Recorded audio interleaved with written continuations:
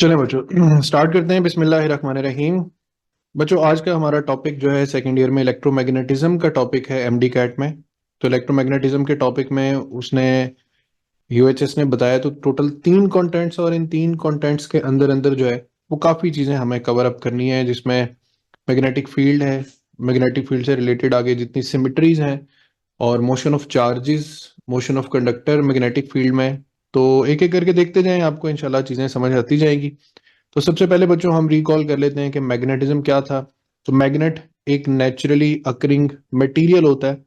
Fe3O4 इसका chemical formula कह लें आप। और ये एक मैग्नेटाइट रॉक भी इसको बोलते हैं। इसके बच्चों दो पोल्स होते हैं, नॉर्थ जिससे लाइंस आउटवर्ड निकलती हैं और साउथ जिससे लाइंस इनवर्ड आती हैं।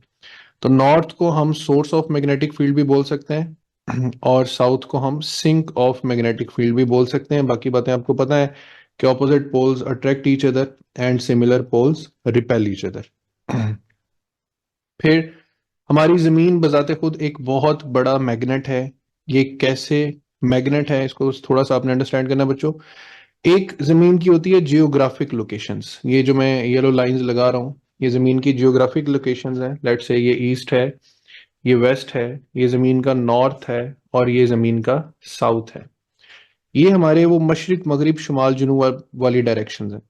लेकिन अगर हम बात करें जमीन के अंदर मैग्नेटिक फील्ड डायरेक्शंस की, तो बच्चों ध्यान में रखना है जमीन का जो नॉर्थ है, मैग्नेट का जो नॉर्थ है वो जमीन के जियोग्राफिक साउथ की तरफ है, और हमारे जमीन के मैग्नेट का जो साउथ है वो हमारे जियोग्राफिक नॉर्थ की तरफ है। सो हम कह सकते हैं कि जो मैग्नेटिक फील्ड लाइंस हैं वो मैग्नेट के नॉर्थ से निकलती हैं और अपने मैग्नेट के साउथ तक जाती हैं।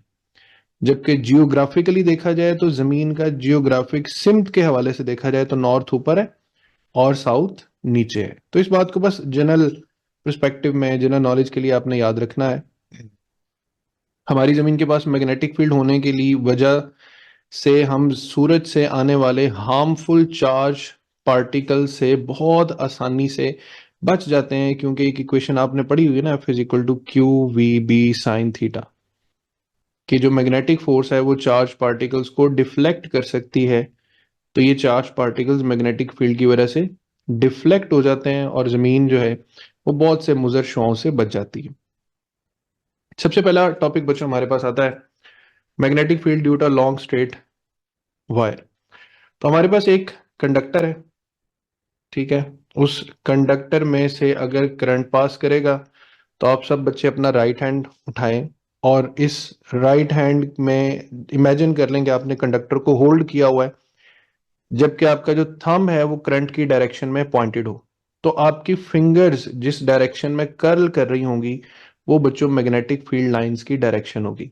और मैग्नेटिक फील्ड लाइन इस कंडक्टर को इस तरीके से सराउंड कर रही होंगी। बिल्कुल ऐसा नहीं कि सिर्फ सेंटर में, इस पॉइंट पर भी सराउंड कर रही होंगी, इस पॉइंट पर भी सराउंड कर रही होंगी। तो जहां तक कंडक्टर मौजूद है वहां तक मैग्नेटिक फील्ड लाइंस इस कंडक्टर को सराउंड करेंगी। कंडक्टर के सेंटर से लेकर किसी भी मैग्नेटिक फील्ड लाइन तक का डिस्टेंस अगर हम आर से मेंशन कर लेते हैं, तो ये बच्चों हमारे पास कंडक्टर से मैग्नेटिक फील्ड फाइंड करने का फॉर्मूला होता है μ0I/2πr। ये फॉर्मूला आपने एज इट इज याद कर लेना। उससे अगली बात, मैग्नेटिक फील्ड लाइंस कंडक्टर के करीब होंगी तो स्ट्रांग होंगी, और दूर जाती जाएंगी तो वो क्या होती जाएंगी, वीक होती जाएंगी। और मैग्नेटिक फील्ड हो या इलेक्ट्रिक फील्ड लाइंस हो, उनका हमने एक जनरल कन्वेंशन पढ़ा है, जहां फील्ड स्ट्रांग होती है वहां पे लाइंस क्लोज होती हैं, और जहां फील्ड वीक होती है वहां पे लाइंस के दरमियान डिस्टेंस जो है वो ज्यादा होता है, लाइंस फर्दर अपार्ट होती हैं। ठीक है बच्चों। तो मुझे बताएं कि अगर करंट की डायरेक्शन अपवर्ड है तो मैग्नेटिक फील्ड लाइंस की डायरेक्शन आप क्या बताएंगे, एंटी क्लॉकवाइज। लेकिन यही करंट की डायरेक्शन अगर डाउनवर्ड हो जाए तो आपको अपना हाथ जो है वो फ्लिप करना पड़ेगा, और अब जो मैग्नेटिक फील्ड की डायरेक्शन है वो आपके पास क्या हो जाएगी, क्लॉकवाइज हो जाएगी। तो वेरी सिंपल टू रिमेंबर कि करंट की डायरेक्शन रिवर्स होने से मैग्नेटिक फील्ड की डायरेक्शन भी रिवर्स हो जाती है तो ये राइट हैंड ग्रिप रूल से हम मैग्नेटिक फील्ड की डायरेक्शन फाइंड कर सकते हैं। ये फॉर्मूला आपने लाजमी मेमोराइज कर लेना है। इसके बाद अब मुझे जरा इस कंडक्टर, ये कंडक्टर है जो ब्राउन कलर में, लेट्स से कंडक्टर है, उसमें येलो कलर में जो करंट की डायरेक्शन है, तो इस सर्कल पे आपने मुझे बताना है कि इस सर्कल पे करंट मैग्नेटिक फील्ड लाइंस की डायरेक्शन क्या होगी। जल्दी जल्दी शाबाश, राइट हैंड रूल यूज करके। वेरी गुड, शाबाश। डायरेक्शन होगी एंटी क्लॉकवाइज। आप इसको ग्रिप करेंगे, थंब को अपवर्ड पॉइंट करेंगे तो आपके फिंगर्स एंटी क्लॉकवाइज डायरेक्शन में रिवॉल्व कर रही होंगी। और यहाँ पे करंट की डायरेक्शन डाउनवर्ड है, तो ऑब्वियसली आपके पास जो मैग्नेटिक फील्ड लाइंस है वो क्लॉकवाइज कंसीडर हो जाएगी। ये होगी एक सिमेट्री। इसके बाद दोबारा से एक नजर देख लें कि एंटी क्लॉक किसे कहते हैं। घड़ी की उल्ट सिमत में घूमना इसे एंटी क्लॉक कहते हैं, और घड़ी की सिमत में घूमना इसे क्लॉकवाइज कहते हैं। इसके बाद बच्चों एक बड़ा इंपॉर्टेंट कॉन्सेप्ट आता है, टॉप एंड बॉटम व्यू। मिसाल के तौर पे जब आप इस कंडक्टर को अपने राइट हैंड में ग्रिप करते हैं और थंब आपका अपवर्ड पॉइंट होता है, तो आपकी फिंगर्स आपको एंटी क्लॉकवाइज रोटेशन दिखाती हैं।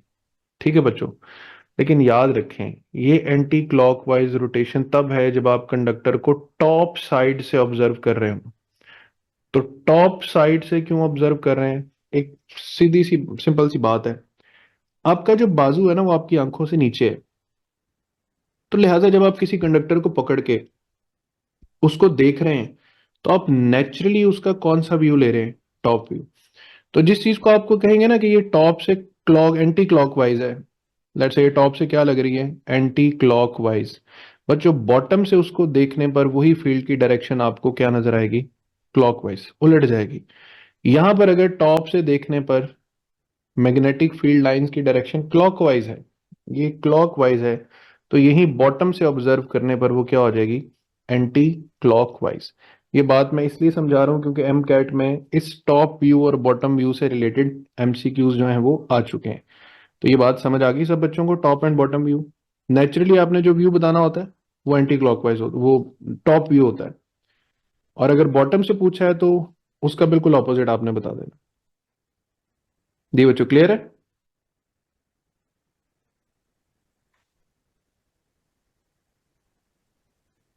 तो ये देखें, ये हमारे पास क्वेश्चन था एमडी कैट में। A long straight current carrying conductor has a current directed from bottom to top. ये कंडक्टर है और उसमें करंट की डायरेक्शन बॉटम टू टॉप है। What will be the direction of magnetic field lines when observed from below the conductor?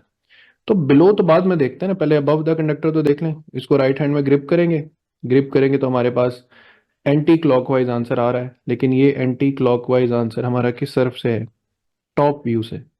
तो बच्चों automatically जो चीज टॉप से एंटी क्लॉकवाइज है वो बॉटम से क्या हो जाएगी? क्लॉकवाइज।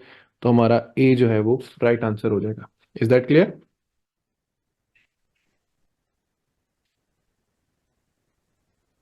इसके बाद बड़ा इंपॉर्टेंट एक और parameter, force between parallel conductors. सवाल आता है कि दो कंडक्टर्स हैं, पैरेलल पड़े हुए हैं और उनमें करंट की डायरेक्शन सेम है। करंट की डायरेक्शन सेम होने के बाद कुछ क्वेश्चंस जनरेट होते हैं। पहला, वो एक दूसरे को अट्रैक्ट करेंगे या रिपेल करेंगे। दूसरा, उनके दरमियान में फील्ड वीक है कि स्ट्रांग है। तीसरा, तीन पॉइंट्स दे दिए जाते हैं और तीनों पॉइंट्स के बारे में डिफरेंट टाइप्स के क्वेश्चंस आते हैं। तो पहले हम कॉन्सेप्ट क्लियर करेंगे ना तो सारे सवाल ऑटोमेटिकली क्लियर हो जाएंगे। तो बच्चों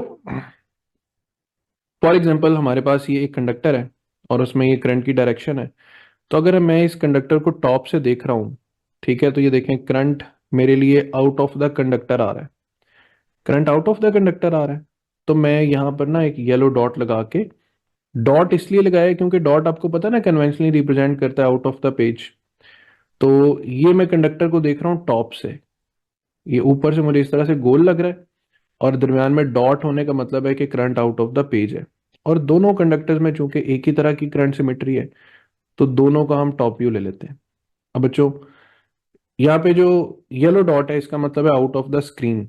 तो आप अपना थंब जो है वो आउट ऑफ द स्क्रीन अगर पॉइंट करेंगे तो आपकी फिंगर्स, जरा सब बच्चे करके देखें, out of the screen thumb को, यानी थंब को ऊपर छत की तरफ अलाइन करें तो आपको यहाँ पर एंटी क्लॉकवाइज डायरेक्शन नजर आएगी मैग्नेटिक फील्ड की।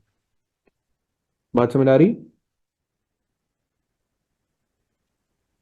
तो देखिए दोनों में एंटी क्लॉकवाइज डायरेक्शन है। अब बच्चों देखें यहाँ दरमियान में क्या हो रहा है, दोनों फील्ड एक दूसरे से ऑपोजिट है। ऑपोजिट है तो ये एक दूसरे के इफेक्ट को क्या कर रही है, कैंसिल कर रही है। कैंसिल करने की वजह से फील्ड यहाँ पर क्या हो रही है, वीक। अब फील्ड इस जगह पर वीक हुई है, लेकिन इस जगह पर तो अभी भी क्या है, स्ट्रॉन्ग। और इस जगह पर भी क्या है, स्ट्रॉन्ग। तो फोर्स का रूल है कि फोर्स हमेशा स्ट्रॉन्ग रीजन से वीक रीजन की तरफ पुश करेगी, दोनों कंडक्टर्स को पुश करेगी, दोनों कंडक्टर्स को। इसका मतलब है कि दोनों एक दूसरे को क्या करेंगे, अट्रैक्ट करेंगे। तो दो तीन बातें कि जिनमें करंट की डायरेक्शन सेम हो, उनके मिडल में मैग्नेटिक फील्ड क्या हो जाती है, वीक हो जाती है। और साइड्स पे मैग्नेटिक फील्ड क्या हो जाती है, स्ट्रांग हो जाती है। और ये दोनों कंडक्टर्स एक दूसरे को क्या करेंगे, अट्रैक्ट करेंगे। अब इसको मैं इस डायग्राम से हटके आसान तरीके से याद करवाने की कोशिश करता हूँ। देखिए करंट को मुसाफिर समझ लें। तो दो मुसाफिर अगर एक ही सिमत में जा रहे हैं तो आहिस्ता आहिस्ता ये एक दूसरे के करीब आ जाएंगे। यहाँ से आपने याद रखना है कि ये दोनों कंडक्टर्स एक दूसरे को क्या करेंगे, अट्रैक्ट करेंगे। और अगली बात, आपने एक से ज्यादा कंडक्टर आ जाना तो एक वक्त में दो कंडक्टर्स को पहले सेटल डाउन करना है। यहाँ पे तीसरा कंडक्टर आ जाए तो पहले इन दो को सेटल डाउन करें, फिर इन दो को सेटल डाउन करें, उसके बाद फैसला करें कि फाइनल फोर्स जो है वो किस डायरेक्शन में लगेगी। ठीक है बच्चों, तो अगर दो कंडक्टर्स में करंट की डायरेक्शन सेम है तो एक दूसरे को क्या करेंगे, अट्रैक्ट करेंगे। दो कंडक्टर्स में करंट की डायरेक्शन सेम है तो उनके दरमियान में फील्ड क्या हो जाएगी, वीक हो जाएगी। ये दो बातें ध्यान में रखने के बाद अब हम आ जाते हैं इससे अगली डायग्राम पे। एक तरफ करंट अपवर्ड है, एक तरफ डाउनवर्ड है। जहां करंट अपवर्ड है वहां पे out of the page symmetry है। जहां करंट डाउनवर्ड है वहां पे इसका मतलब है क्रॉस बन रहा है। क्रॉस का मतलब क्या होता है, इनटू द पेज। तो अब इन दोनों डायग्राम्स को देखें। इस डायग्राम के मुताबिक आपका थंब आउट ऑफ स्क्रीन आएगा, एंटी क्लॉकवाइज डायरेक्शन। इस डायग्राम के मुताबिक अपना थंब आप स्क्रीन की तरफ कर दें, राइट हैंड का थंब, लेफ्ट हैंड का नहीं, राइट हैंड का। तो आपकी फिंगर्स क्लॉकवाइज डायरेक्शन में रिवॉल्व करेंगी। अब क्या हो रहा है, यहां पर दोनों फील्ड्स की डायरेक्शन सेम है तो ये दोनों तो आपस में एड अप हो रही हैं। एड अप होके ये क्या हो जाएंगी, स्ट्रांग हो जाएंगी। जबकि इसके मुकाबले में ये साइड वाली फील्ड वीक हो जाएगी तो फोर्स स्ट्रांग से किस तरफ लगेगी, वीक की तरफ। अब ये कंडक्टर्स आउटवर्ड पुश होंगे, ऐसा लगेगा कि जैसे ये एक दूसरे को क्या कर रहे हैं, रिपेल कर रहे हैं। तो वैसे भी बच्चों इसको याद रखने का दूसरा आसान तरीका कि जब दो मुसाफिर एक दूसरे से ऑपोजिट सिमत में जाएंगे तो वैसे ही एक दूसरे से अलग हो जाएंगे। तो अगर ऑपोजिट करंट हो तो कंडक्टर्स क्या करेंगे, रिपेल करेंगे। सिमिलर करंट हो तो कंडक्टर्स एक दूसरे को क्या करेंगे, अट्रैक्ट करेंगे। तो इस पूरी सिचुएशन को हम यहाँ पे सेटल डाउन कर लेते हैं। यहाँ पे करंट की डायरेक्शन क्या है बच्चों, सेम। तो ये क्या करेंगे, अट्रैक्ट। यहाँ पे करंट की डायरेक्शन क्या है, ऑपोजिट। तो ये एक दूसरे को क्या करेंगे, रिपेल करेंगे। ओके।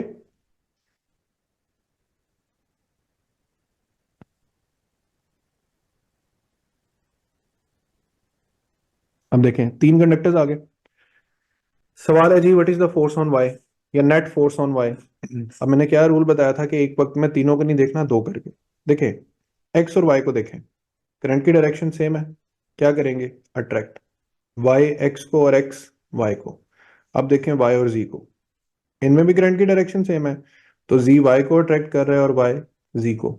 इन दोनों वेक्टर्स को मैं रिमूव कर दूं तो वाई पे दोनों तरफ इक्वल फोर्स लग रही है, तो वाई पे जो बच्चों नेट फोर्स हो जाएगी वो क्या हो जाएगी, जीरो। तो वाई ना लेफ्ट को मूव करेगा ना राइट को मूव करेगा, क्योंकि उस पर नेट फोर्स क्या लग रही है, जीरो लग रही है। अनदर कॉन्सेप्ट, तीनों में करंट की डायरेक्शन सेम, लेकिन एक वक्त में दो को देखना है। फर्क क्या दिखाया हुआ है, इसमें करंट 1 एम्पेयर है, इसमें 2 एम्पेयर है, इसमें 3 एम्पेयर है। तो आपने एक सिंपल सा रूल याद रखना है कि जो करंट कैरिंग कंडक्टर्स के दरमियान फोर्स होती है वो डायरेक्टली प्रोपोर्शनल होती है product of magnitude of the currents के। ठीक है। अब बच्चों ये दोनों भी आपस में एक दूसरे को अट्रैक्ट करेंगे और ये दोनों भी आपस में एक दूसरे को अट्रैक्ट ही करेंगे, लेकिन ज्यादा अट्रैक्ट कौन करेगा, जहां प्रोडक्ट ऑफ करंट ज्यादा होगा। अब 2 × 1 टू, 2 न्यूटन का लेट से मैग्नीट्यूड बन रहा है, और 3 × 2 6, 6 न्यूटन का मैग्नीट्यूड बन रहा है। तो इन दो कंडक्टर्स के दरमियान अट्रैक्शन ज्यादा होगी। सो नेट फोर्स जो है दरमियान वाले कंडक्टर पे वो लगेगी किसकी तरफ, राइट साइड की तरफ। ठीक है बच्चों, ये वाला रूल याद रखना है, force is proportional to I1 I2। अब तीन कंडक्टर्स आ गए, दो में करंट की डायरेक्शन सेम है, और दो में करंट की डायरेक्शन ऑपोजिट है। जहां सेम है वो अट्रैक्ट कर रहे हैं, जहां ऑपोजिट है वो रिपेल कर रहे हैं। तो वेरी ऑब्वियस है कि वाई कंडक्टर रिपल्शन और अट्रैक्शन की वजह से एक्स की तरफ मूव कर जाएगा। ये बातें क्यों सिखा रहा था मैं, ये देखेंगे फिर बोर्ड एमडी कैट का पास पेपर का क्वेश्चन है। कहते हैं कि दो लॉन्ग करंट कैरिंग वायर्स हैं और वो एक दूसरे को रिपेल कर रही हैं। अगर वो एक दूसरे को रिपेल कर रही हैं तो बताएं इन कंडक्टर्स में करंट की डायरेक्शन क्या है। तो अभी हमने क्या पढ़ा कि रिपेल एक ही सूरत में करेंगे ना, अगर दोनों में करंट की डायरेक्शन क्या होगी, ऑपोजिट डायरेक्शन, तो both carry current in opposite direction. यहां तक बच्चों सही चल रहे हैं, कोई परेशानी तो नहीं?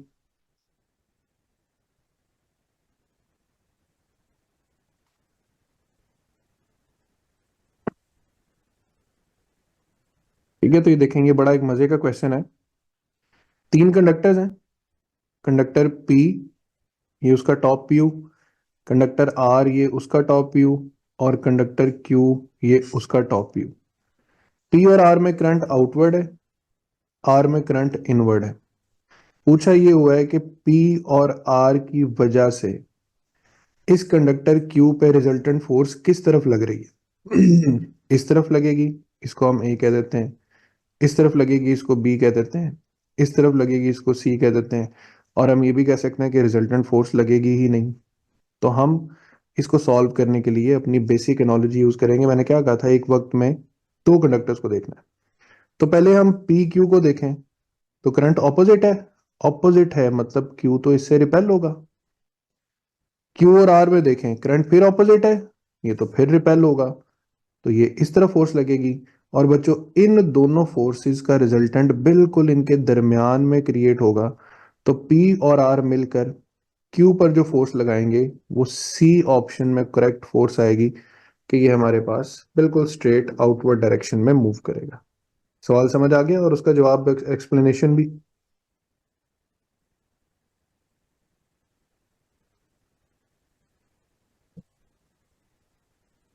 ओके। तो अब आते हैं force on current carrying conductor. दो तरह से मैग्नेटिक फील्ड को समझना, वैसे तो मैं पहले भी रिकॉल करवा चुका हूँ कि क्रॉस का मतलब क्या होता है, इन टू द पेज। जैसे एक गाड़ी आपसे अवे जा रही हो, ठीक है, इन टू द स्क्रीन जा रही है गाड़ी, तो इसको किससे डिनोट करेंगे, क्रॉस से। और गाड़ी आपकी तरफ आ रही है, स्क्रीन से बाहर आ रही है, इसको किसे रिप्रेजेंट करेंगे, डॉट से। तो अब देखिए बच्चों, ये कंडक्टर, ये उसमें से गुजरा है करंट। तो अभी तो हम पढ़ के है ना कि करंट कैरिंग कंडक्टर एक मैग्नेटिक फील्ड पैदा करता है। तो ये करंट कैरिंग कंडक्टर की मैग्नेटिक फील्ड। और अगर हम बाहर से भी एक मैग्नेटिक फील्ड अप्लाई कर दें, तो दो मैग्नेटिक फील्ड्स आमने सामने आएंगी, तो कंडक्टर पे बच्चों क्या लगेगी, फोर्स। और इस फोर्स लगने का फॉर्मूला क्या था, I L B sine theta. याद आ गया ना फॉर्मूला।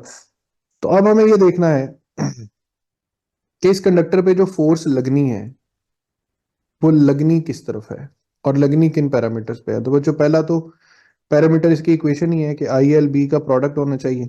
और दूसरा बड़ा इंपॉर्टेंट पैरामीटर कि एंगल 90 डिग्री या जीरो से बड़ा होना चाहिए। 0 डिग्री पे 180 डिग्री पे करंट गुजर भी रहा हो तो कोई फोर्स एक्ट नहीं करेगी। The conductor and magnetic field should be perpendicular.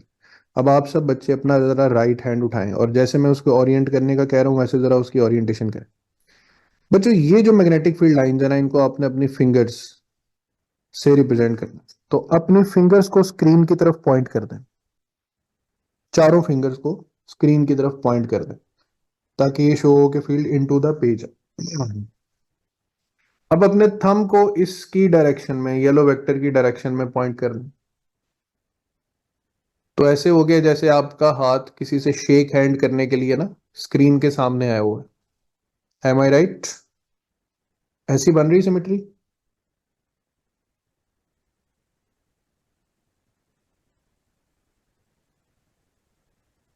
तो बच्चों आपकी हथेली लेफ्ट साइड की तरफ पॉइंट कर रही होगी, हथेली पाम। तो जैसे थप्पड़ की डायरेक्शन में फोर्स लगती है ना, सेम इसी तरह आपकी फिंगर्स इनटू द पेज, आपका थंब अपवर्ड डायरेक्शन में, तो आपकी हथेली जिस तरफ डायरेक्टेड होगी that will be the direction of force. तो बच्चों ये फोर्स की डायरेक्शन क्या मैं बदल सकता हूँ? बिल्कुल बदल सकता हूँ। फर्ज करेंगे करंट की डायरेक्शन नहीं है, करंट की डायरेक्शन डाउनवर्ड हो गई। तब आप क्या करेंगे? उंगलियां अभी भी आपकी स्क्रीन की तरफ रहेंगी, लेकिन आपका थंब नीचे की तरफ हो जाएगा।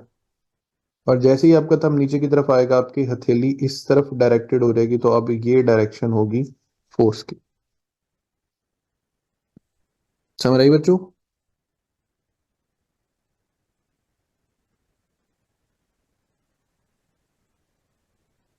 ओके। तो यहां से मैग्नेटिक फील्ड के यूनिट्स भी बनते हैं, न्यूटन पर एम्पेयर पर मीटर, जिसको हम क्या पढ़ते हैं? टेस्ला पढ़ते हैं। एक और बात इसमें ऐड कर लें, 1 टेस्ला एक बिगर यूनिट है और इसका छोटा यूनिट है gauss. 1 tesla is equal to 10 raised to power gauss. तो ये कौन सा यूनिट है? सीजीएस। और ये कौन सा यूनिट है? MKS. Magnetic field scalar quantity है vector quantity? That is a vector quantity.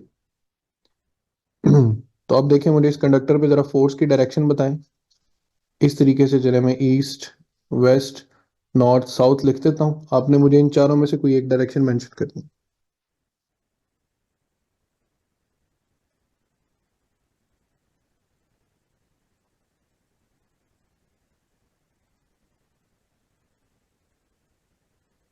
That's very good.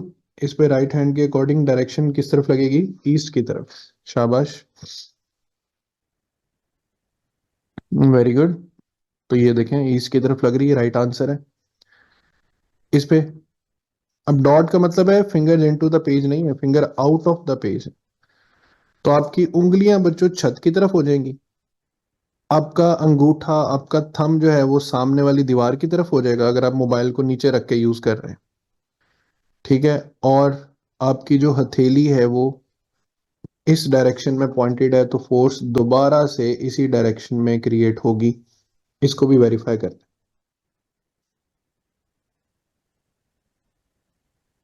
अरे बच्चों, ऑल ओके?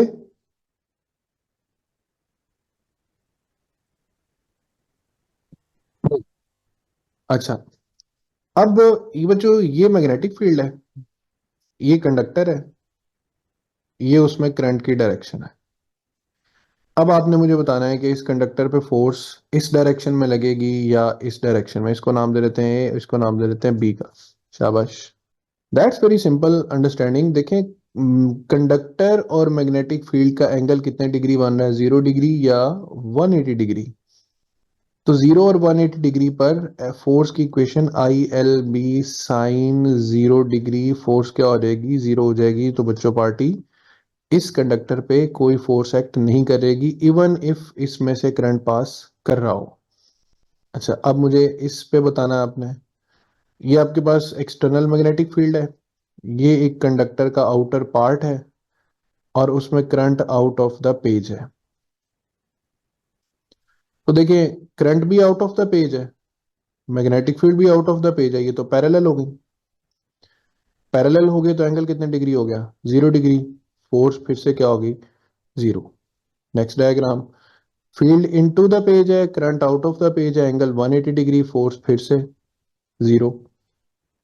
यहाँ पे फील्ड भी इनटू द पेज, करंट भी इनटू द पेज, फिर से पैरेलल, फोर्स फिर से जीरो।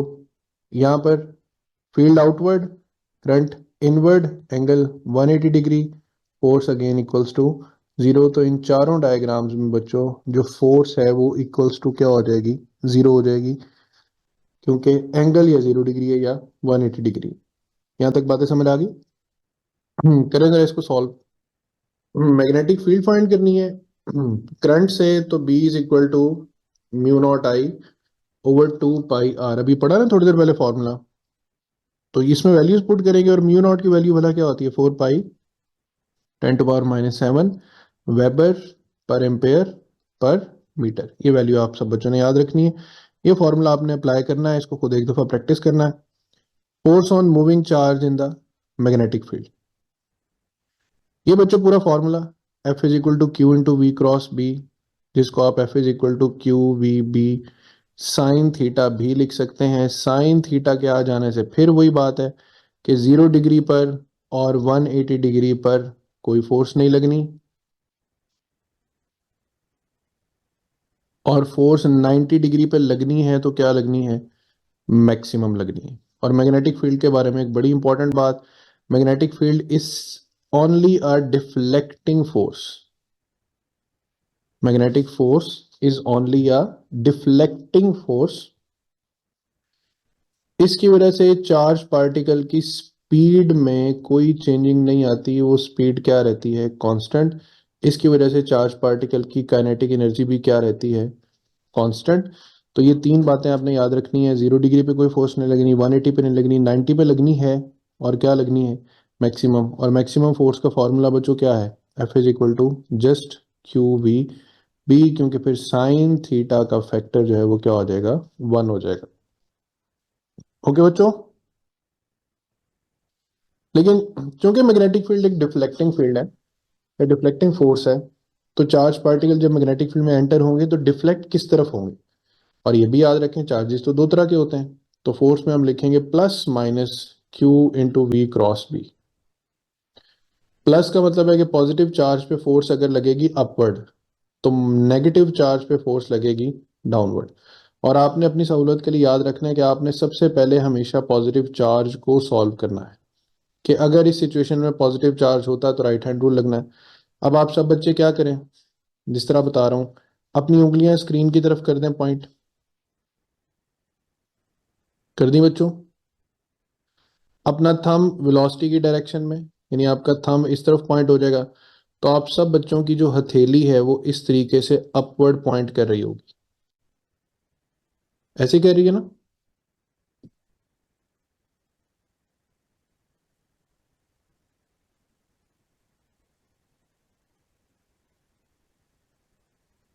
तो बच्चों, पॉजिटिव चार्ज मैग्नेटिक फील्ड में एंटर होके डिफ्लेक्ट होगा अपवर्ड, तो ऑटोमेटिकली नेगेटिव चार्ज डिफ्लेक्ट होके मूव करेगा डाउनवर्ड। ये तो हमने सीख ली डिफ्लेक्शन, कि फोर्स लगनी किस पैरामीटर पे है, किस तरीके से है। उससे अगली बात, positive charge particle magnetic field में एंटर हुआ है, तो इस पे ये डिफ्लेक्टिंग फोर्स लगी। इस डिफ्लेक्टिंग फोर्स की वजह से पॉजिटिव चार्ज पार्टिकल इस तरफ को डिफ्लेक्ट हुआ, तो राइट हैंड रूल की वजह से अब फोर्स इस तरफ लगेगी। ये डिफ्लेक्ट होके इस पॉइंट पर आएगा, तो अब राइट हैंड रूल की वजह से फोर्स इस तरफ लगेगी।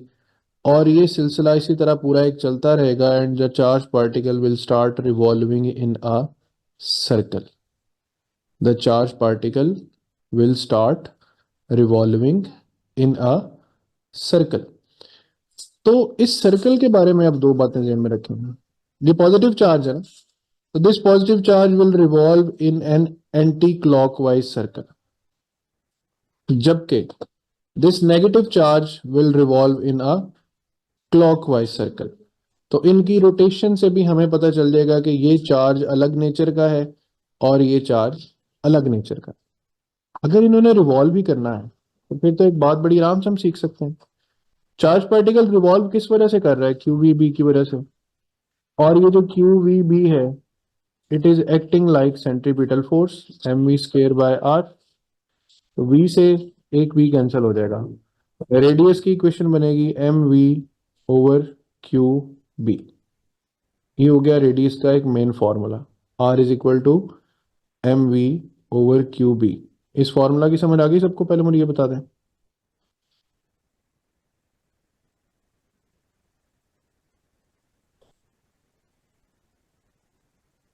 जी बच्चों, ओके। तो m v over Q B को हम पी ओवर क्यू बी भी लिख सकते हैं। मोमेंटम एनर्जी रिलेशन होता है under root 2 m e over Q B भी लिख सकते हैं। 2 m लिख के जो काइनेटिक एनर्जी है वो इलेक्ट्रॉन वोल्ट भी हो सकती है, फिर हम डिवाइडेड बाय क्यू भी लिख सकते हैं। तो हम रेडियस की इक्वेशन को कई तरह से लिख सकते हैं। M B over Q B, momentum over Q B, momentum का energy relation under root 2 m e, और काइनेटिक एनर्जी को हम इलेक्ट्रिसिटी में इलेक्ट्रॉन वोल्ट से भी रिलेट कर सकते हैं। तो ये चारों फॉर्मूलाज हमारे पास हो गए किसके, रेडियस के। और रेडियस से हटकर एक और वर्ड यूज होता है इसके लिए, वो होता है डिफ्लेक्शन या फिर कर्वेचर। कर्वेचर याद रखना, इनवर्सली प्रोपोर्शनल टू रेडियस होता है। इनवर्सली प्रोपोर्शनल टू रेडियस होता है। मिसाल के तौर पे आपसे पूछा जाए कि एक इलेक्ट्रॉन और एक प्रोटॉन मैग्नेटिक फील्ड में एंटर हुए हैं, बताएं किसकी डिफ्लेक्शन ज्यादा होगी या किसका कर्वेचर ज्यादा होगा? तो आपको क्या लगता है?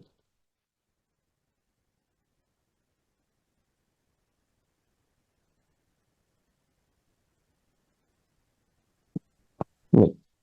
पहली बात, curvature inversely proportional to radius है, और रेडियस किसके बराबर है? M v over Q B. तो बच्चों गौर से देखें, इलेक्ट्रॉन प्रोटॉन का चार्ज सेम होता है, हमने इनको भेजा भी सेम फील्ड में और सेम वेलोसिटी से भेजा है, तो रेडियस जो है वो डायरेक्टली प्रोपोर्शनल टू मास है। तो जिसका मास ज्यादा होगा उसका रेडियस ज्यादा होगा, और जिसका रेडियस ज्यादा होगा उसका कर्वेचर या उसकी जो डिफ्लेक्शन है वो दोनों चीजें क्या हो जाएंगी? कम हो जाएंगी। बात समझ आई? तो proton will revolve in a larger circle and electron will revolve in a smaller circle, क्योंकि रेडियस का सरासर ताल्लुक किसके साथ है? मास के साथ है। ठीक है बच्चों, ये वाला पूरी आइडेंटिटी आपने जेन में रखनी है, समझनी है। इस आइडेंटिटी में आगे बढ़ते हैं, तो ये टेबल आपने जेन में रखना है बच्चों। यहाँ पे कौन सा पार्टिकल है, उसका मास क्या है, उसका चार्ज क्या है। ज्यादा रिजेंबल आपने इलेक्ट्रॉन, प्रोटॉन जब एक दफा आप सीख लें तो आगे बहुत आसान है। प्रोटॉन का मास अगर एमपी है तो ड्यूट्रॉन उससे डबल होता है, ट्रिटियम उससे 3 टाइम्स होता है, और अल्फा उससे 4 टाइम्स होता है। फिर प्रोटियम, ड्यूट्रियम, ट्रिटियम तीनों पे चार्ज सेम होता है, तीनों का मास डिफरेंट होता है, चार्ज पे कोई फर्क नहीं होता। और अल्फा पार्टिकल, ये हीलियम न्यूक्लियस, इनका जो मास है वो प्रोटॉन से 4 टाइम्स ज्यादा है, और चार्ज जो है वो प्रोटॉन से 2 टाइम्स जो है वो ज्यादा है। अब मैं आपको एक सिंपल सी टेक्निक बता रहा हूँ। ठीक है, टाइम 5 मिनट है, वो हमारा मेन काम जो है बच्चों खत्म हो जाएगा, और आई एम होपफुल कि हमारा एक लेक्चर के अंदर ना ये टॉपिक मतलब पार लग सकता है। अब मैं आपको टेक्निक बता रहा हूँ कि सवाल किस तरह आ सकता है और सवाल को आपने कैसे टैकल करना है। आपसे कहा जाएगा कि electron and proton enters in uniform magnetic field with same velocity. Electron proton enters in uniform magnetic field with same momentum. Electron and proton enters in uniform magnetic field with same kinetic energy, with same potential difference. कोई भी condition रखी जा सकती, और उसके बाद वो आपसे पूछेगा what is the ratio of their radii, what is the ratio of their radii.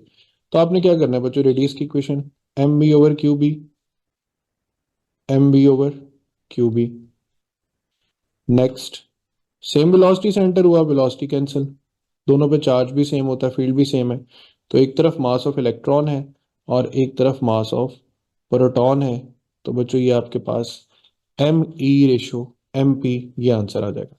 लेकिन अगर वो कहे सेम मोमेंटम से, तो आपने फिर मोमेंटम वाला फॉर्मूला पिक करना है, p over Q B ratio p over Q B. अब मोमेंटम सेम है तो मोमेंटम भी कैंसिल, चार्ज और फील्ड दोनों, तो आपके पास इसका आंसर क्या आ जाएगा? 1:1। सिमिलरली काइनेटिक एनर्जी, तो आपने फॉर्मूला भी काइनेटिक एनर्जी वाला पिक करना है, 2m E/QB ratio √2m E/QB। जो चीजें सिमिलर है उनको कैंसिल कर देना है, kinetic energy same, charge same, field same, √2 से √2 कैंसिल, तो यहाँ पे आएगा under root mass of electron √root mass of proton. तो इस तरीके से आपको जो भी बात पूछ ली जाए, जो भी कंडीशन पूछ ली जाए, वो आपने सिंपली चार्जेस के साथ इन तमाम इक्वेशंस को रिलेट करके तमाम तर रेशो बेस्ड फार्मूलाज जो है वो सॉल्व कर लेने। मैं आपको जो स्लाइड भेजूंगा उसमें बच्चों वैसे तो रेशोज निकाली गई होंगी, ठीक है, लेकिन आपने अपने तौर पे ये तमाम रेशोज जो है वो वेरीफाई करनी। यहाँ पे प्रोटॉन है, ट्रिटियम है, तो प्रोटॉन और ट्रिटियम में बेसिकली मास का तो फर्क होता है, चार्ज का कोई फर्क नहीं होता। यहाँ तक मुझे बता दें, आपको ये बातें समझ आ गई हैं सब बच्चे? बता दें, कोई रेशो में कोई मसला तो नहीं लगा?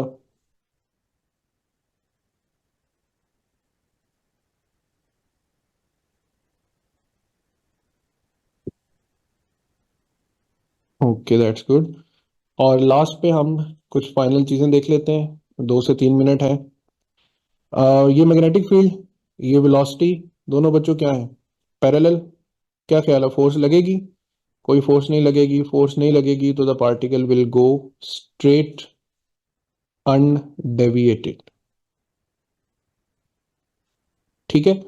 उसके बाद यहाँ चार्ज पार्टिकल मैग्नेटिक फील्ड में परपेंडिकुलरली एंटर हो रहा है। अब परपेंडिकुलर एंटर होगा तो ऑब्वियसली 90 डिग्री बनेगा, और फोर्स लगेगी, क्या लगेगी, मैक्सिमम लगेगी, और डिफ्लेक्शन भी मैक्सिमम होगी। तो आप अपना राइट हैंड रूल यूज करेंगे बच्चों, तो ये चार्ज पार्टिकल इस डायरेक्शन में रिवॉल्व करना शुरू कर देगा। तो हमने देखा कि एक charge particle parallel to field है तो उस पर कोई फोर्स नहीं लग रही। यही charge particle perpendicular to the field जा रहा है तो इस पे फोर्स लग रही है, मैक्सिमम लग रही है। तो मैक्सिमम फोर्स की वजह से पार्टिकल किस शेप में घूमता है, सर्कुलर शेप में। अब आप एक ऐसे पार्टिकल को देख रहे हैं जिसकी वेलोसिटी कंपोनेंट्स में डिवाइड करें तो उसकी वेलोसिटी परपेंडिकुलर भी है और पैरेलल भी है। तो बच्चों अपनी पैरेलल कंपोनेंट की वजह से वो चाहता है कि वो यहाँ से स्ट्रेट जाए, लेकिन अपने परपेंडिकुलर कंपोनेंट की वजह से चाहता है कि वो घूमने लग जाए। तो चूंकि इसके पास दोनों कंपोनेंट है ना, तो इसकी दोनों ख्वाहिशें पूरी होंगी, ये आगे भी जाएगा और गोल गोल घूमता भी जाएगा। तो इस शेप को हम क्या बोलते हैं, हेलिकल शेप या हेलिक्स बोलते हैं। तो अगर मैग्नेटिक फील्ड में एंटर होने वाला चार्ज पार्टिकल ना एग्जैक्टली पैरेलल है, ना एग्जैक्टली परपेंडिकुलर है, बट किसी एंगल पर इंक्लाइंड है, तो आप सबने याद रखना है कि उसका पाथ ऑफ मोशन क्या होगा, हेलिकल होगा। तो अब हम यहाँ पर एक और लास्ट बात, रेडियस की इक्वेशन है ना, m v over Q B. तो बच्चों अगर वेलोसिटी कम होने लग जाए तो रेडियस भी कम होने लगेगा, कांस्टेंट नहीं रहेगा। तो पार्टिकल रेडियस कम होते होते जो शेप बनाएगा उसको क्या बोलेंगे, स्पाइरल शेप बोलेंगे। तो कितनी तरह की शेप्स बन रही हैं हमारे पास, 4 तरह की। परपेंडिकुलर एंटर हो तो सर्कल, पैरेलल एंटर हो तो स्ट्रेट लाइन, किसी एंगल पर हो वेलोसिटी तो हेलिक्स, और अगर रेडियस चेंज हो रहा हो तो फिर क्या बनेगा, स्पाइरल। तो बच्चों आज का लेक्चर यहीं तक एंड करते हैं, मैं आपको नोट्स भेजता हूँ। ठीक है, कल हम इससे आगे वाले पोर्शन को कवर अप करेंगे। कोई क्वेश्चंस आपके हुए तो आप मुझे पर्सनल में सेंड कर दीजिएगा। ओके बच्चों, बिस्मिल्लाहिर्रहमानिर्रहीम। चलो बच्चों स्टार्ट करते हैं लेक्चर। कल वाली लास्ट स्लाइड से शुरू करते हैं काम के। हमने देखा था कि चार्ज पार्टिकल मैग्नेटिक फील्ड में एंटर होते हुए डिफरेंट टाइप्स की शेप ऑफ पाथ जो है वो क्रिएट कर सकते हैं। तो उसमें पहली शेप ऑफ पाथ कि अगर चार्ज पार्टिकल की velocity perpendicular to the magnetic field हो तो शेप ऑफ द पाथ क्या बनेगा, एक सर्कल बनेगा। सेकेंडली हमने देखा कि अगर वेलोसिटी जो है वो पैरेलल या anti parallel to the magnetic field हो तो जो पाथ है वो क्या बनेगा, एक स्ट्रेट लाइन बनेगा। थर्डली हमने देखा कि अगर मैग्नेटिक फील्ड में एंटर होने वाले पार्टिकल की वेलोसिटी किसी सर्टेन एंगल पर इंक्लाइंड हो तो जो पाथ बनेगा वो क्या बनेगा, वो एक हेलिक्स बनेगा। और फिर हमने देखा कि अगर रेडियस की इक्वेशन पे गौर करें, M B over Q B, so अगर by some means velocity change हो रही हो तो रेडियस भी मुसलसल चेंज होगा, और मुसलसल चेंज होता हुआ जो रेडियस है वो कौन सी शेप बनाएगा, स्पाइरल शेप बनाएगा। ठीक है बच्चों, यहां तक तो हो गया कल वाले लेक्चर का आउटकम। अब हम आते हैं motion of charges in both electric and magnetic field. तो उसमें देखो बच्चों, सबसे पहले हमारे पास एक वर्ड लिखा हुआ है रिलीज, और इससे अगली स्लाइड में एक वर्ड लिखा होगा प्रोजेक्टेड। सबसे पहले रिलीज का मतलब ये है कि आपने बस चार्ज पार्टिकल को इलेक्ट्रिक फील्ड में या मैग्नेटिक फील्ड में प्लेस कर दिया। ठीक है, सो देखें, अगर हम चार्ज पार्टिकल को मैग्नेटिक फील्ड में जस्ट प्लेस कर देते हैं, प्लेस करने का मतलब है कि उसकी वेलोसिटी जीरो हो जाए, तो मैग्नेटिक फोर्स तो उस पर कोई फोर्स नहीं लगा सकती, क्योंकि मैग्नेटिक फोर्स में वेलोसिटी की जगह जीरो पुट करना पड़ेगा, और मैग्नेटिक फोर्स बच्चों क्या हो जाएगी, जीरो। तो अगर मैग्नेटिक फील्ड पैरेलल या एंटी पैरेलल और इवन परपेंडिकुलर भी हो किसी स्टैटिक चार्ज के, वो चार्ज जो रेस्ट पर हो, तो बच्चों उस पर कोई फोर्स एक्ट नहीं करेगी। ये बात अच्छे से समझ लेनी है कि फोर्स एक्ट करने की शरायत में चार्ज पार्टिकल की वेलोसिटी का नॉन जीरो होना जरूरी है। अगर वेलोसिटी ही जीरो है तो मैग्नेटिक फील्ड चाहे पैरेलल हो चाहे परपेंडिकुलर हो, फोर्स बिल्कुल नहीं लगेगी। अच्छा जी, यहाँ पर हम कहते हैं कि हमने एक नेगेटिव चार्ज को रिलीज किया इलेक्ट्रिक फील्ड में। तो रिलीज करने का मतलब है जैसे यहाँ पे रख दिया है तो ये यहाँ पे पड़ा तो नहीं रहेगा, नेगेटिव चार्ज है और किसकी तरफ अट्रैक्ट होगा, पॉजिटिव की तरफ। पॉजिटिव कौन सा पोटेंशियल है, हाई पोटेंशियल है। और नेगेटिव की मूवमेंट जो है बच्चों वो अगेंस्ट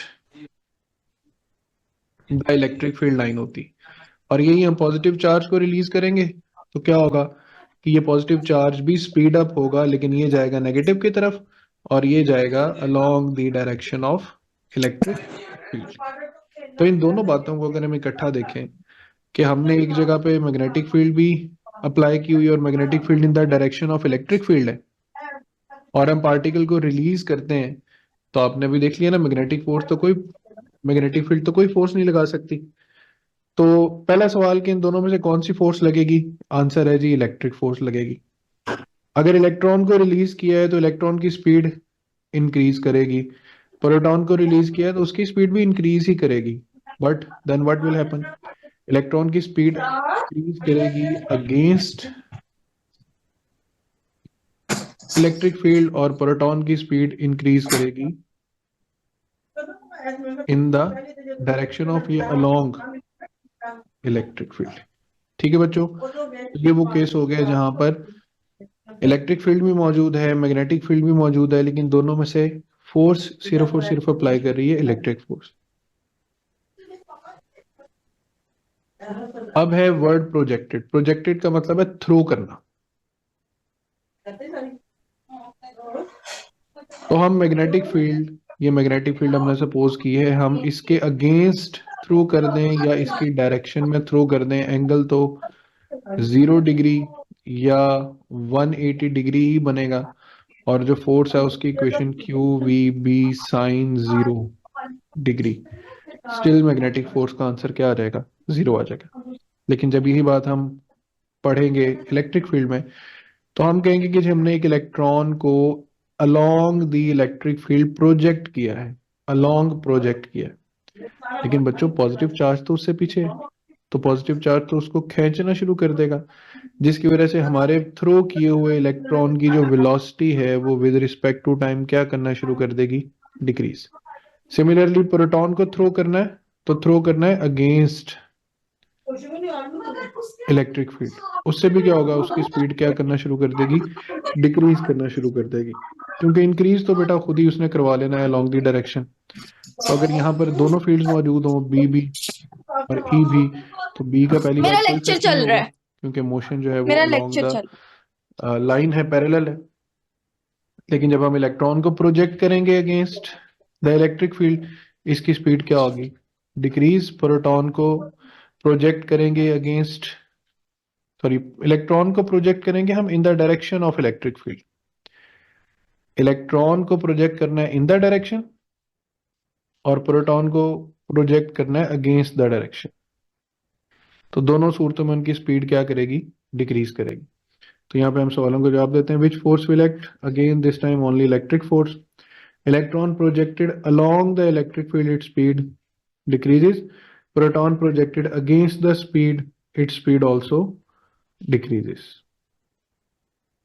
अरे बेटा यहाँ तक ये स्लाइड समझ आ गई सबको। नेक्स्ट टाइम हमारे पास एक क्वेश्चन है, ये हमने अप्लाई की इलेक्ट्रिक फील्ड। अब इलेक्ट्रिक फील्ड है पॉजिटिव से नेगेटिव की तरफ, लेकिन चार्ज पार्टिकल इसमें एंटर हो रहा है परपेंडिकुलर। तो बच्चों ये नेगेटिवली चार्ज पार्टिकल है, कौन सा, नेगेटिवली चार्ज। तो जब इसको हम बिटवीन पैरेलल प्लेट्स थ्रो करेंगे तो ये डिफ्लेक्ट होगा किसकी तरफ, पॉजिटिव प्लेट्स की तरफ। ये होगी पहली सिचुएशन जहां पे चार्ज पे कौन सी फोर्स लग रही है, इलेक्ट्रिक फोर्स लग रही है QE के बराबर। अब वही नेगेटिव चार्ज जब हम बी मैग्नेटिक फील्ड में प्रोजेक्ट करेंगे परपेंडिकुलरली तो it will start moving downward according to right hand rule. तो बच्चों यहां पर जो इसमें फोर्स लग रही है चार्ज पार्टिकल पे वो क्या है, QVB। ठीक है, तो अब हम क्या कर रहे हैं कि हमने दोनों फील्ड्स को इकट्ठा कर दिया परपेंडिकुलरली, इलेक्ट्रिक फील्ड को, और ये कौन सी फील्ड है, मैग्नेटिक फील्ड।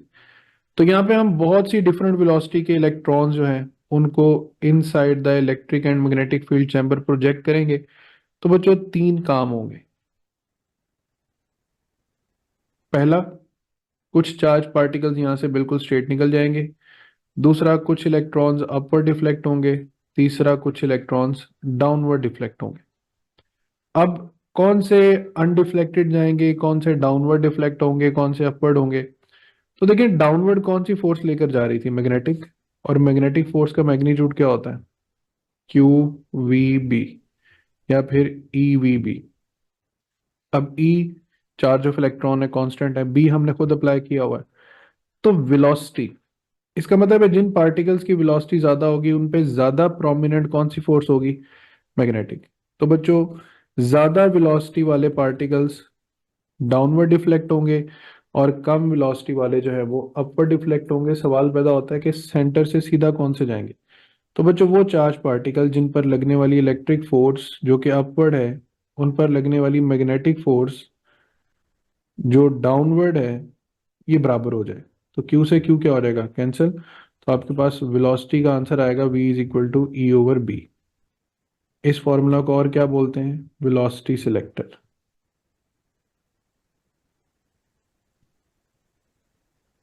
तो यहां पर जो वेलोसिटी आगे आ रही है वो E बाय बी है। ठीक है। वो वेलोसिटी जो E ओवर बी की वैल्यू से कम होगी उस पे चार्ज पार्टिकल्स अपवर्ड एक्सेलरेट करेंगे, और आगे वो वेलोसिटी जो greater than E by B factor होगी वो पार्टिकल्स किस तरफ डिफ्लेक्ट करेंगे? डाउनवर्ड डिफ्लेक्ट करेंगे। ये स्लाइड भी समझ आ गई बच्चों, वेलोसिटी सिलेक्टर वाली? ठीक है बच्चों। तो अगर आपको वेलोसिटी सिलेक्टर समझ आ गया, तो ये हमारे पास एक एग्जांपल है कि अल्फा पार्टिकल्स हैं जिनकी वेलोसिटीज इस रेंज से इस रेंज तक है। ठीक है। तो आपने क्या करना है कि which particle will move undeviated, हमने वेलोसिटी फाइंड करनी है। तो वेलोसिटी की इक्वेशन क्या है बच्चों? E by B. Electric field कितनी गिवन है? 300। मैग्नेटिक फील्ड कितनी है? 0.2। तो आप देखें यहाँ पर कितना आंसर बनता है। जी बच्चों बताएं। 300 को 0.2 पे डिवाइड करना है, तो ये तकरीबन 1500 मीटर्स पर सेकंड इसका आंसर आएगा बच्चों। इसका मतलब है इन वेलोसिटी वाले अल्फा पार्टिकल्स बिल्कुल सीधे जाएंगे और बाकी तमाम वेलोसिटीज जो हैं वो अप एंड डाउन शफल होती रहेंगी। सो हमने इस वेलोसिटी सिलेक्टर का करना क्या होता है? इसमें बहुत से इलेक्ट्रॉन्स हम एंटर करते हैं, बट हमें सिर्फ वो इलेक्ट्रॉन चाहिए है जो यहाँ से स्ट्रेट एक ही लाइन में मूव करे, क्योंकि हमने आगे इसको प्रोजेक्ट करना है ई बाय एम चैम्बर में। ठीक है। ई बाय एम चैम्बर में जब इसने एक ही वेलोसिटी ने एंटर होना है तो दायरा भी बच्चों एक ही बनेगा, क्योंकि रेडियस की इक्वेशन क्या है? M v over Q B. तो सिंगल वेलोसिटी है, एक जैसी वेलोसिटी होगी तो तमाम पार्टिकल्स रेडियस भी एक जैसा बनाएंगे। अब यहां से चार्ज टू मास रेशियो की इक्वेशन कैसे बनती है? चार्ज टू मास रेशियो की इक्वेशन बनाने के लिए जो पहले बैलेंस यूज होता है वो क्या यूज होता है? Q v B is equal to m v square over r. एक वी से एक वी कैंसिल हो गया, q v is equal to m v over r. तो बच्चों यहाँ पे ई बाय एम बनाना है हमने, क्यू की जगह क्या लिख देंगे? ई। तो आप देखें, E by m is equal to v over B r. ठीक है। तो ये पहली इक्वेशन बन गई कि चार्ज टू मास रेशियो की पहली इक्वेशन है वेलोसिटी ओवर बी आर। अब वेलोसिटी अभी हम पढ़ के आए कि वेलोसिटी तो ई बाय एम भी होता है, तो हम चार्ज टू मास रेशियो को E over B square r भी लिख सकते हैं। ठीक है बच्चों। और जो बुक में फाइनल फार्मूला है 2 b/b² r², ये फार्मूला भी जो है वो चार्ज टू मास रेशियो के लिए अप्लाई करके चीज़ों की charge to mass ratio find की जा सकती है। फॉर एग्जांपल, इलेक्ट्रॉन के लिए इसकी वैल्यू होती है 1.75 10 पावर 11 कूलम्स पर केजी। ठीक है। प्रोटॉन के लिए इसकी वैल्यू होती है 9.6 इंटू 10⁻⁷ कूलम्स पर केजी। और ड्यूट्रॉन के लिए होती है 4.8 10⁻⁷ कूलम्स पर केजी। और ट्रीटियम के लिए आपने क्या करना है कि इस वैल्यू को 3 पे डिवाइड कर देना है। 3.2 इंटू 10⁻⁷ कूलम्स पर केजी। और बच्चों, अल्फा पार्टिकल और ड्यूट्रॉन दोनों का charge to mass ratio same होता है, 4.8 इंटू 10⁷ कूलम्स पर केजी। ठीक है बच्चों, तो ये टेबल का स्क्रीनशॉट ले लें, ये टेबल को मेमोराइज कर लें, यहाँ से आपको वैल्यूज हैं वो क्लियर हो जानी चाहिए। चलें आगे। इसके बाद बच्चों मैग्नेटिक फ्लक्स। तो जैसे हमने इलेक्ट्रिक फ्लक्स पढ़ा था कि number of electric field lines passing through unit area, यहाँ पे वही इलेक्ट्रिक फ्लक्स की जगह कौन ले लेगा, मैग्नेटिक फ्लक्स।